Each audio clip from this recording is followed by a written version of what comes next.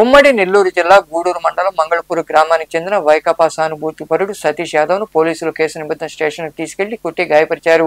ఈ విషయాన్ని స్థానిక వైకాపా నాయకులు మాజీ మంత్రి కాకాని గోవర్ధన్ రెడ్డి దృష్టికి తీసుకెళ్లారు.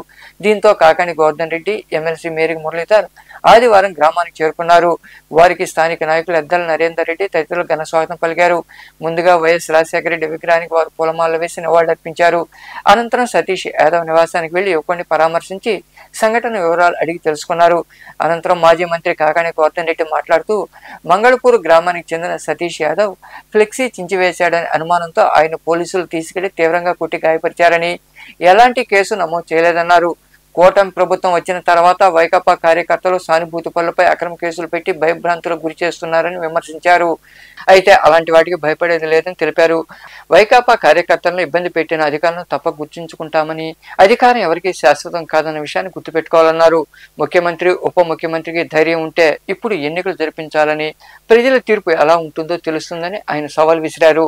కార్యకర్తలకు ఏ ఇబ్బంది వచ్చినా వారికి అండగా ఉంటామని ఆయన హామీ ఇచ్చారు. ప్రధానంగా మేమందరం రావడానికి కారణం, ఎవరైతే నరేందర్ రెడ్డి అనుచరుడిగా వైఎస్ఆర్ కాంగ్రెస్ పార్టీలో ఈరోజు సతీష్ యాదవ్ అనేటువంటి యువకుడు, ఆ పిల్లవాడు ఈరోజు ఉంటే ఎవరో ఫ్లెక్సీ చించేశారు అని చెప్పి తెలుగుదేశం పార్టీకి సంబంధించినటువంటి వ్యక్తులు ఫిర్యాదు చేస్తే ఎఫ్ఐఆర్ కట్టకుండా, ఎటువంటి ఎఫ్ఐఆర్ లేకుండా అనేక సందర్భాల్లో కోర్టులో, హైకోర్టు దగ్గర నుంచి సుప్రీంకోర్టు స్పష్టంగా చెబుతున్నా, మీరు ఎఫ్ఐఆర్ కట్టకుండా ఏ వ్యక్తిని కూడా పోలీస్ స్టేషన్లకు తీసుకురాకూడదు, తీసుకురావడం అక్రమ నిర్బంధం అని చెప్పి పదే పదే చెబుతున్నా వాటన్నిటినీ లెక్క చేయకుండా, లక్ష్య పెట్టకుండా ఈరోజు ఆ సతీష్ యాదవ్ అనేటువంటి పిల్లవాడిని ఈరోజు తెలుగుదేశం పార్టీకి సంబంధించినటువంటి నాయకులు చెప్పారని చెప్పి తీసుకువెళ్ళి దారుణంగా హింసించడం జరిగింది.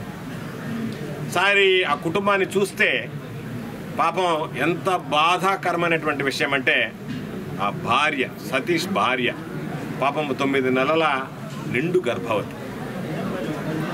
అటువంటిది తన భర్తను తీసుకెళ్తున్నారు, కొడుతున్నారు, రాత్రులు పొద్దుపోయిన దాకా రాలేదు అంటే ఎదురు చూస్తా ఎంత ఆందోళనకు గురవుతుంది, ఏ విధంగా పాపం వాళ్ళ ఆరోగ్యం దెబ్బతింటుందనేటువంటిది ఈరోజు ఒకసారి చూస్తే ఈ కూటమి ప్రభుత్వం ప్రజల మీద, వైఎస్ఆర్ కాంగ్రెస్ పార్టీకి సంబంధించినటువంటి మద్దతుదారుల వ్యక్తుల మీద ఎంత దారుణంగా ప్రవర్తిస్తుంది. ఇది విధ్వంసకాండ కొనసాగడంలో భాగమా కాదా అనేటువంటిది ఈరోజు మనందరం ఆలోచన చేసుకోవాల్సినటువంటి సందర్భం. తీసుకొచ్చి నిర్బంధించి ఇప్పుడు ఆ పిల్లవాడి మీద అకారణంగా చేయి చేసుకున్నారో వాళ్ళ మీద విచారణ జరిపిస్తాం. ఎవరిని విడిచిపెట్టేటువంటి ప్రసక్తి ఉండదు. తెలుగుదేశం పార్టీ వాళ్ళు కొంతమంది నవ్వుకుంటున్నారు, ఇంకా మీరు వస్తారా, మీకంత సీన్ ఉందా అని మాట్లాడుతున్నారు. ధైర్యం ఉంటే చంద్రబాబుకి, ధైర్యం ఉంటే పవన్ కళ్యాణ్, ధైర్యం ఉంటే ఈరోజు పురంధరేశ్వర గారికి, ఈరోజు ఎన్నికలు పెట్టి చూస్తే ఏ పార్టీ అధికారంలోకి వస్తుందో ప్రజలు 8 నెలలలోనే చంద్రబాబు నాయుడు పరిపాలన పట్ల ఎంత. ఇంకా ఎమ్మెల్సీ మేరీ మురళీధర్ తదితరులు మాట్లాడారు. 24-25 ఏళ్ళు ఉంటాయి. అనుమానం కింద ఎలాంటి సాక్ష్యం లేదు, ఎలాంటి ప్రూఫ్ లేదు.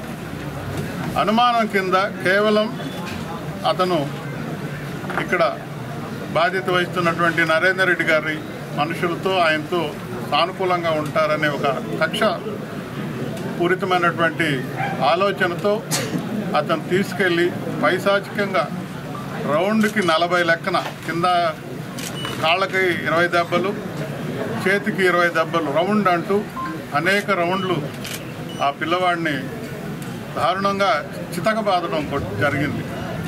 అతను విషయాలు చెప్తున్నాడు, సార్ నన్ను తొందరగా కొట్టారు, అయినా పర్లేదు, నన్ను తొందరగా వదిలేయండి, నా భార్య గర్భవతి, మానసికంగా బాధపడుతుంది అని ఎంత మొరపెట్టుకున్నా విచక్షణ లేకుండా ఆ వ్యవస్థలో కొంతమంది అయితే ఏజెంట్లాగా, పచ్చపార్టీ ఏజెంట్లాగా వ్యవహరించారు.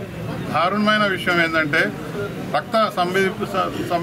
కుటుంబ సంబంధించినటువంటి రక్తబంధం ఉన్నటువంటి వాళ్ళ అన్న ఆతృతతో చూడడానికి పోతే అతను కూడా కొట్టడమే కాకుండా అతను చూడడానికి 2000 రూపాయలు.